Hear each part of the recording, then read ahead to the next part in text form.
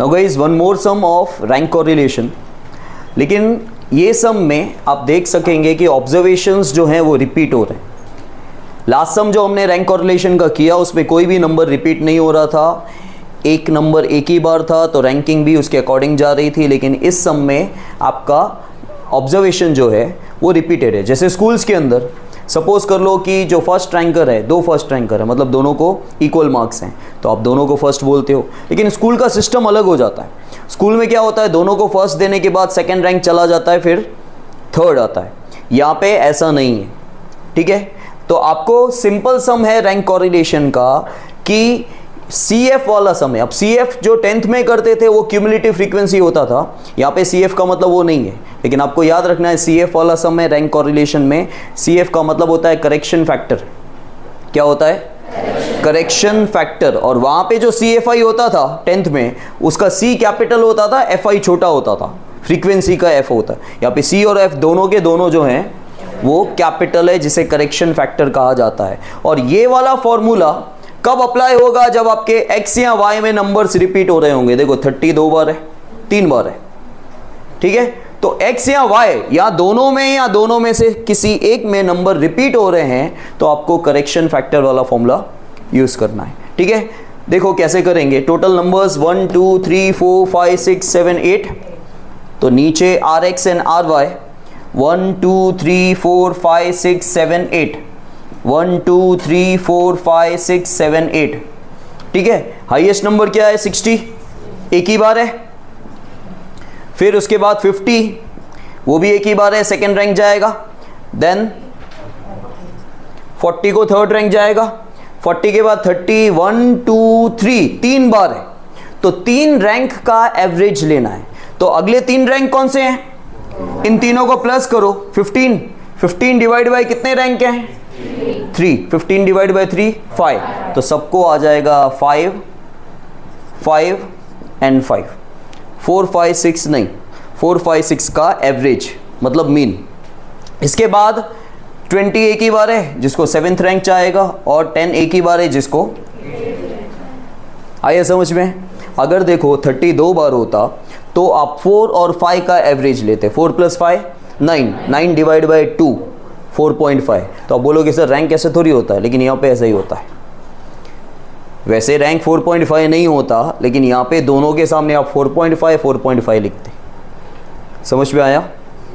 Now सबसे highest number क्या है? 80, एक ही बार है, फर्स्ट रैंक। 80 के बाद 60 को सेकंड रैंक, 60 के बाद 40 को थर्ड रैंक, 40 के बाद 28 एक ही बार है, फोर्थ रैंक। 28 के बाद 20 दो बार है, तो 5 + 6 का एवरेज, 5 + 6 11, 11 का आधा 5.5, तो 5.5 दोनों के सामने। उसके बाद 15 को 7th रैंक जाएगा, 12 को, क्लियर? समझ में आया जानवी?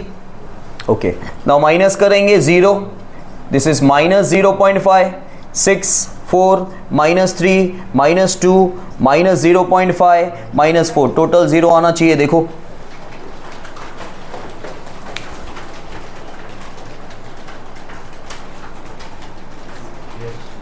आ रहा है?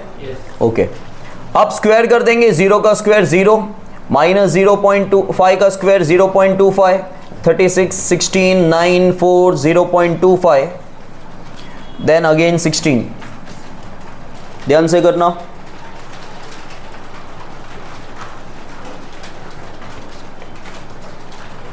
$81.50 या 5 एक ही बात है। Now come to the formula. देखो पिछले फॉर्मूला में और इस फॉर्मूला में डिफरेंस क्या है? R = 1 - 6 सिग्मा d स्क्वायर भी आ रहा है, लेकिन पिछले सम में 6 के साथ सिग्मा d स्क्वायर था। इस सम में 6 लिखा है, लेकिन 6 के बाद big bracket sigma d square अंदर चला जाएगा और उसके साथ क्या आ जाएगा? +CF। नीचे वाला पार्ट भी सेम ही है, n स्क्वायर -1। तो पहले हम ये सॉल्व कर लेते हैं।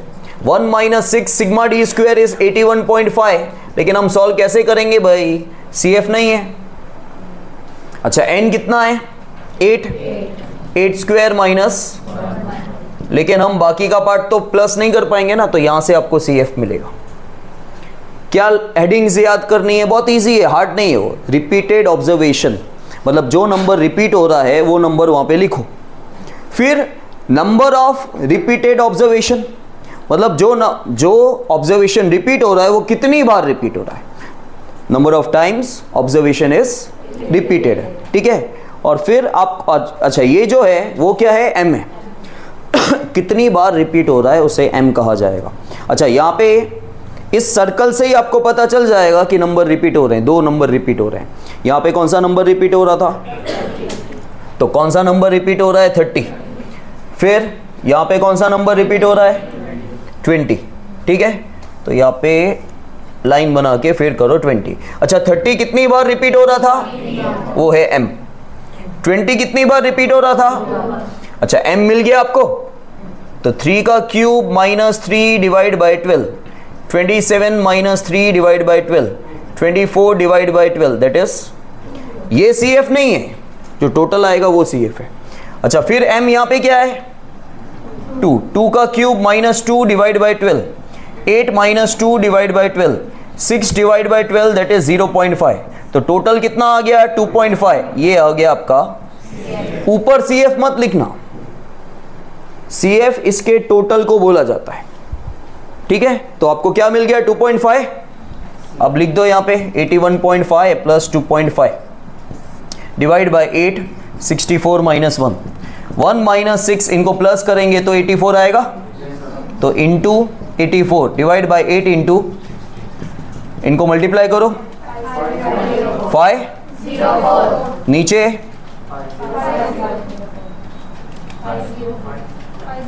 सेम, ऊपर भी 504 है। तो अगेन 1 माइनस 1, हर बार 0 नहीं आता, माइनस में प्लस में कुछ भी आ सकता है, ठीक है।